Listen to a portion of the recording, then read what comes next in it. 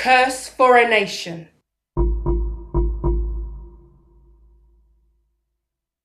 I heard an angel speak last night, and he said, write a nation's curse for me and send it across the Western Sea.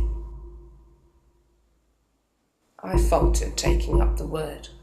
Not so, my lord.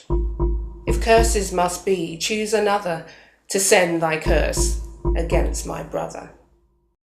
Harley Street is named after Edward Harley, but now the street is famous for its links to the medical profession. Doctors moved to the Harley Street area in the 1840s because of the beautiful buildings. However, the Harley Street area has a dark past locked in the transatlantic slave trade. The Museum of London Docklands is actually housed in a warehouse built by what we call the sugar interest in London at the beginning of the 19th century. You can't go anywhere else in Britain and touch part of the terrible triangular trade. That's the ships leaving London to go to the west coast of Africa to trade for enslaved Africans, to carry them across the Middle Passage, and millions were lost crossing the Atlantic.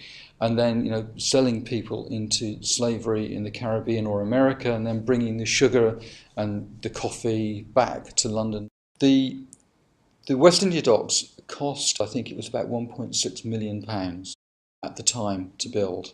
And all of that money can be traced back to that trade, the slave trade and slavery. Sugar was used in tea and coffee and formed the bedrock of the wealth from the slave trade. The life of a slave meant being branded like cattle, losing your name and family ties. Slaves were whipped, chained, shackled and forced to work in harsh conditions. MP Thomas Fowle Buxton described life on board the slave ships.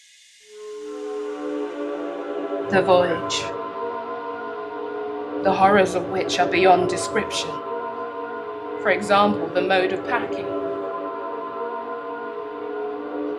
The hold of a slave vessel is between 2 and 4 feet high. It is filled with as many human beings as it will contain. They are made to sit with their head between their knees. Then a line is placed against the side of the vessel, and then another line. Then the packer, armed with a heavy club, strikes at the feet of this last line in order to make them press as close as possible to those behind.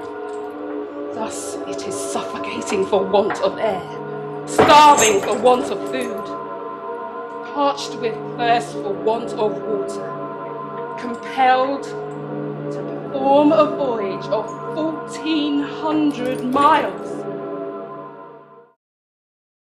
When you look at sort of Wimpole and Harley Street, you do get slave owners and abolitionists like Buxton living quite close together because it's a fashionable area. Slave owners are part of fashionable London society. They're all respectable, and yet they're all deriving their income from what is a despicable trade. It is difficult to understand now, but in the 1800s, slavery was considered the norm. But one resident of the Harley Street area challenged the norm. Writer and poet Elizabeth Barrett Browning, who lived at 50 Wimpole Street, was part of a group called the abolitionists, who opposed slavery. Elizabeth's father, Edward Barrett, was a slaver who used slave labour on his sugar plantations. But Elizabeth, whose family was part Creole, did not accept slavery and opposed the cruelty, the denial of freedom, and treating human beings as property.